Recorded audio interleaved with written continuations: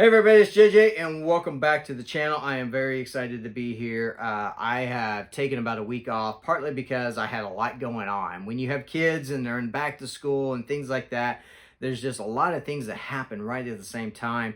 And you don't always get to the things you want to get to because there are more important things to focus on. And so that's kind of why I haven't posted a video in the past week and a half. So anyway, but tonight I want to talk about something I'm going to be doing for the remainder of 2025 in all of 2026. And that is rereading a lot of Star Wars Extended Universe. I love this series. I remember opening up the very first books in the mid-90s when I was probably, between junior high and high school, and just diving into this world and letting it be opened up to me in a whole new way. And I thought it was absolutely incredible. I always wished for some of these stories to come to the big screen. Of course, we never got all these, even though we've gotten some elements in the current canon shows. But still, these stories were always special to me. These are the ones that I dove into a lot. So let's start.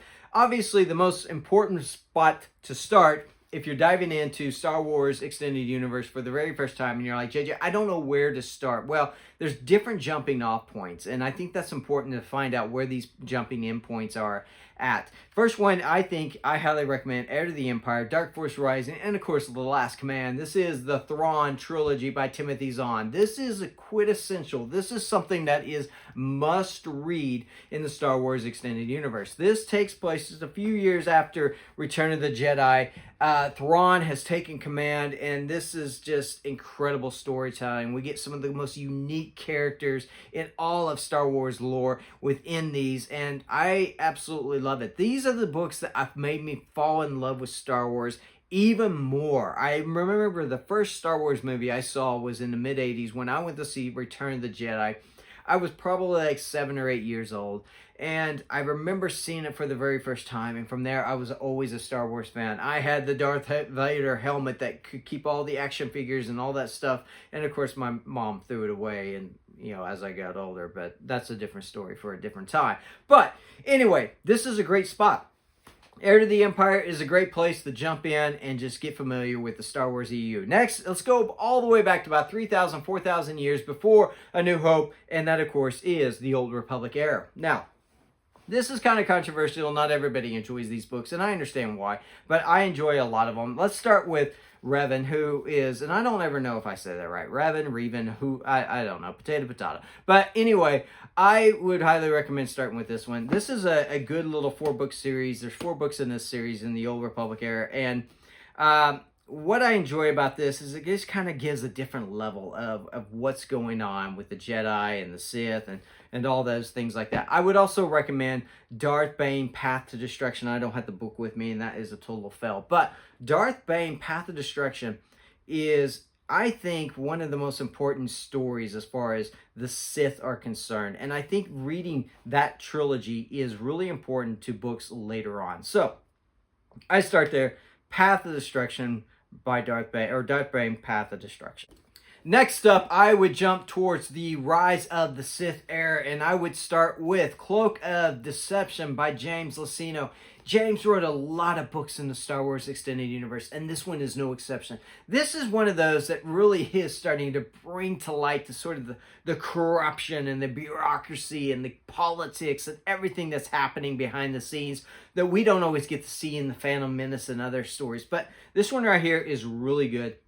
It really focuses on Palpatine and his rise and sort of some of the things that are going on. And you start to see some of the manipulation that he has and how it's starting to come into play and everything like that. So I recommend this. If you want to move to the Rise of the Sith era, you can start with this one, Cloak of Deception. Another one you can move to, obviously, is one of my favorite, and this is in the Rise of the Sith era, and that is Darth Plagueis. This is unbelievable. This really starts to show the rise of Sidious, Palpatine, and it is one of those books that I wish I could read for the very first time. I wish it's one of those I could just go back to that moment and just reread it, and it's the very first time that I'm rereading it. Now, I'm going to say this. I would recommend going to the Old Republic era and reading the Darth Bane trilogy first. I'd start with Path of Destruction and get an idea of some of the concepts as far as the Sith lore is concerned within that trilogy, and then come to Darth Plagueis. I do not think it's necessary. You can read this book and enjoy it and understand a lot of it, but as soon as you finish it, you're going to want to go back and reread the Darth Bane trilogy. So I would recommend go to the Darth Bane trilogy first and read that. Now, if you want to read something that takes place during the Clone Wars era, this is a really good one. It's one of my favorite, actually, and that, of course, is by Matthew Stover. That is Shatterpoint. This is Mace Windu, and you get to see him just kick butt. I think this is kind of a violent story in a way. And when I say violent, it's just you see a different side of Mace Windu that we're not familiar with. So there you go. The Clone Wars era, I highly recommend this. This is Shatterpoint. It's a very, very good book, and especially if you want to know a little bit more about Mace.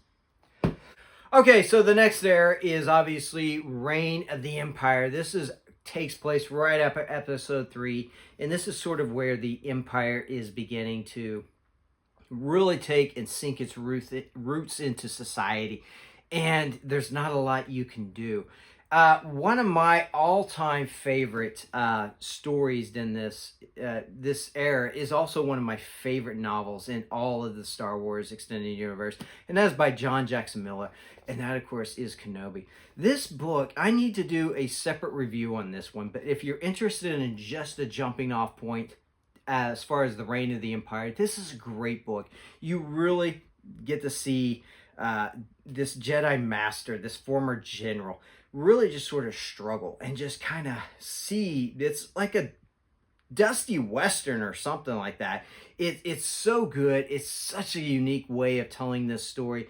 And it just kind of takes the idea of Kenobi and takes him up another level to where you're just amazed at the sacrifice of this character.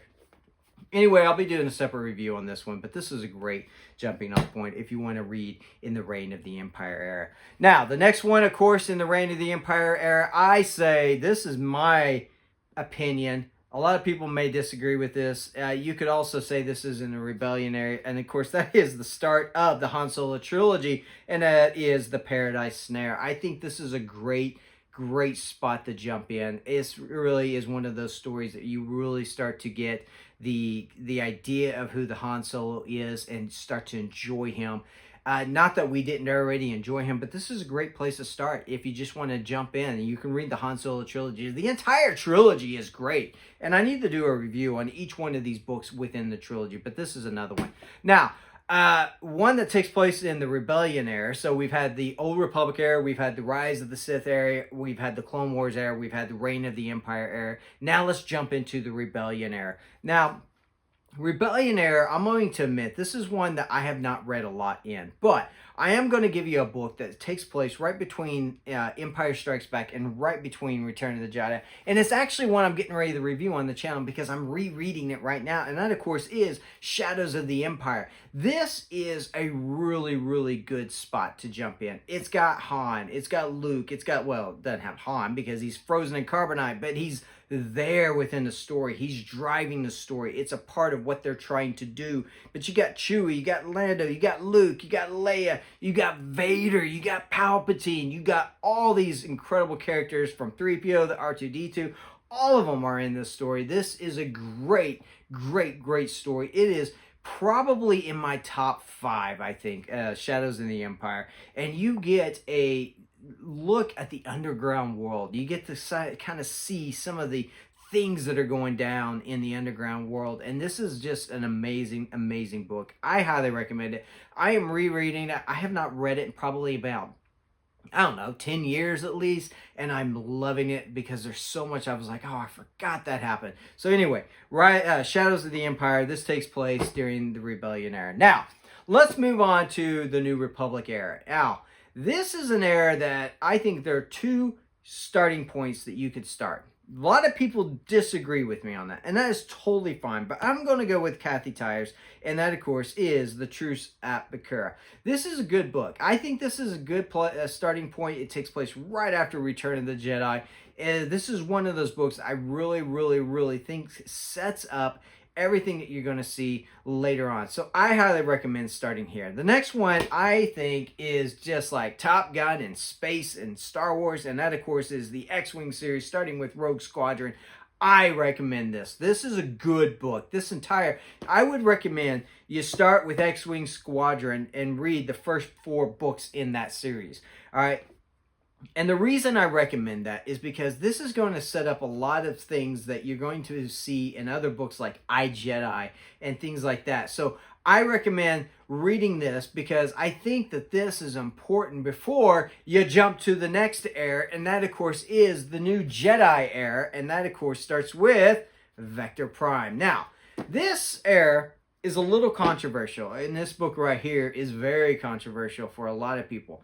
I didn't mind what happened in this book, but I think what it does is it really starts to push us in a new direction as far as where the Jedi are going. So I recommend this. This is Vector Prime. It's by R.A. Salvatore, and this is a really good one. Despite some of the controversy that happens, it's still a good book. I remember the first time I read it, and I got to that part where it's controversial, and I'm like, no, you can't do this. But as I went back and I reread it for a second time, like maybe 7 years ago, I started to realize, you know what?